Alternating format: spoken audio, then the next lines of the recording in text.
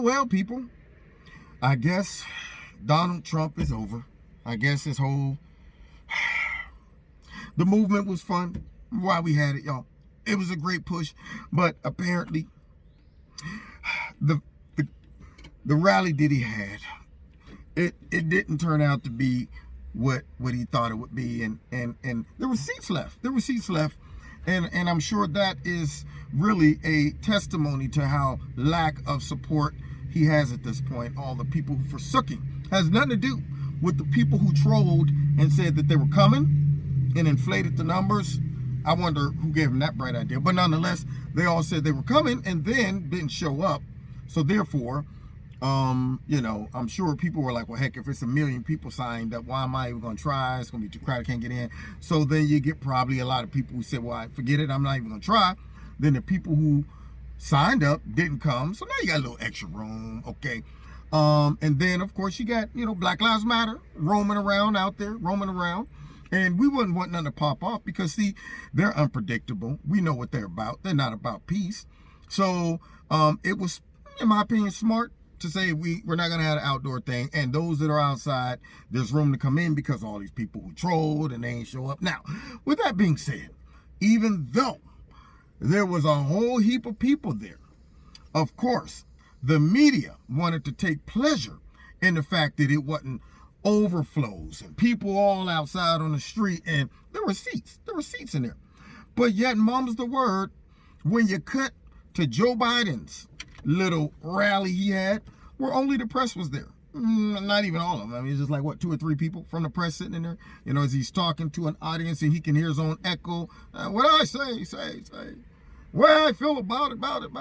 Is this. Yeah, The acoustics was great where he was because there was no obstacles. So instead of them focusing on his lack of enthusiasm and inability to draw a crowd, they wanted to focus on Trump, even though his crowd was big, real big, but because of some shenanigans that went on, let's be real, it didn't pack out like it normally did, okay? So they want to go ahead and focus on that. Now, here's the thing. I guess they expect all of us Trump supporters to see this and subliminally start thinking, well, heck, maybe he's losing support, hon. Maybe we should jump ship. That's what I think. Yeah, let's get off this wagon before it crashes. No, that's not what people are doing. In fact, honestly, if he comes anywhere near Ohio, I'm there, okay? And I'm sure, fool me once, shame on you. Fool me twice, shame on me. I guarantee a lot of people are going to show up at the rest of these rallies and say, man, I don't care if 7 zillion people sign up. I'm going. And if I have to stand outside, I'll just stand outside. But what really bothers me is how the liberal media, if you ever want to know, I mean, are they really fake news? Do they really work for the DNC? Have they really been co-opted by the powers that be? Well, all you have to do is just go back and forth between MSNBC and CNN and Fox, the way they all covered it. Now, I saw that there was a slight difference. When I would go and watch it on Fox, the whole rally was being played uninterrupted, okay? So it allowed their viewers to get everything he was saying in context.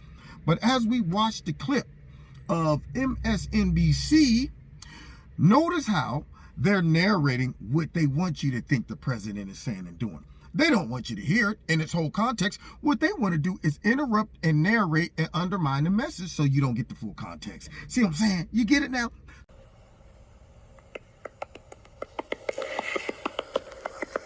All right, you're seeing our behind-the-scenes machinations here. We've lost Cal Perry's mic. We're going to get that fixed, and I'm going to start with Jonathan Lemire. Jonathan, or Cal, can you hear us? All right, we're going to get that fixed. We're going to start with Jonathan Lemire, who just posted a story with this headline. Trump comeback rally features empty seats, comma, staff infections. Take us through what you're reporting, Jonathan Lemire. So, Nicole, as you know, the president has forged forward and ignored the health warnings of his own experts and state officials and local officials in Oklahoma by having this rally tonight. He and his campaign really deemed it sort of their comeback rally. It's his first one in more than 3 months.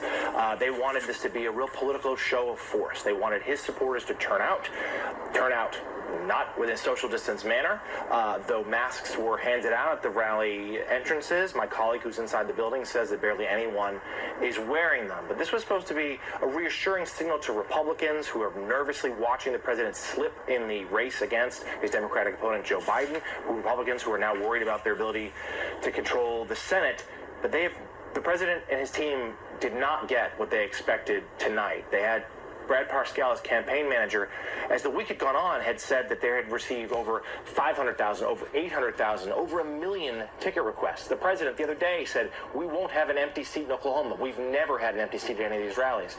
They have quite a few tonight. That arena is about 2/3 full, according to my colleague who's inside right now. More than that, they had scheduled an overflow space outside where they expected tens of thousands of more to show up. No one did. There was only a few dozen people there. The president's campaign canceled it. The vice president and the president were supposed to scheduled to speak there. Neither did. The president is on stage now. He is still speaking. We are hearing him blame the media, blame protests outside for the lack of a crowd inside.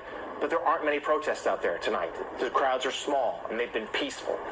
And instead, the president is now facing real questions about whether he can still draw the crowds he's accustomed to in the middle of a pandemic. Look, let's leave all the president's bluster aside for a minute. How did this campaign end up with projections that are, I mean, this isn't just, Jonathan, it's a third of the people who thought 5 days ago when they requested tickets that they'd feel like going decided not to. There's no day of variables. As you just reported, the protests outside are peaceful. The trip is proceeding. So what they're doing is showing pictures of him speaking as they narrate. And right now, the president's up there saying something about white power and white nationalism and down with, these black people, just straight up saying anything. And then at the bottom, Trump's upset because all the people didn't show up. Rallies really small. All of this negative press as he is speaking. So what is that showing you? That is showing you that their mission from start, number one, is to withhold all the information in its complete context and control the narrative, because during his rally, he was calling out exactly what they're doing in this clip. See? So they don't want you to know that if you watch fake news. They want to control the narrative. They want to make the narrative be about Trump didn't get 1 million people to show up, and now he's blaming it on the press and he's blaming it on protesters, and they were peaceful, and these negative headlines at the bottom. But yet, they don't have an agenda. Did you see the smirk? Did you see the smirk on her face? Tell me what's going on there, Jim. See, yeah, they were happy. And that's what shows you, if you don't know now, you know, that this is complete fake news. Anytime a news organization withhold information in its complete context, you have to question why. What's under there? That's like you saying, you know what? I need you to sign a contract here. Go ahead and read through it. And then you put your hand over a big paragraph as they're reading. And they're like, well, wait a minute. I'd like to see what's under that paragraph. You don't need to. Let me tell you what's under that paragraph. Under my hand, rather. I'll tell you what's under my hand. You don't need to read it for yourself. So you're supposed to just trust them that whatever they said is right. That's what they're doing, people. They knew that these people trolled. They knew that a lot of these people who signed up weren't going to come. They were prepared to go ahead and blast Trump, even though on one end, they're whining about COVID-19 and people getting all of these diseases and the press and stuff and this and that. And look at him. He's gathering big crowds of people in spite of the social distancing. As they also said, he didn't even get a big crowd. Now, that's an oxymoron. On one end, they're celebrating him not having a huge crowd. And on the other end, they're complaining about him having a big crowd where people is packed in there together. But notice they didn't complain about the peaceful protesters outside of the rally. Yeah, no mention of that. Yes, he's blaming it on these protesters outside of the rally, which mainly been peaceful. Okay, so what if they're peaceful?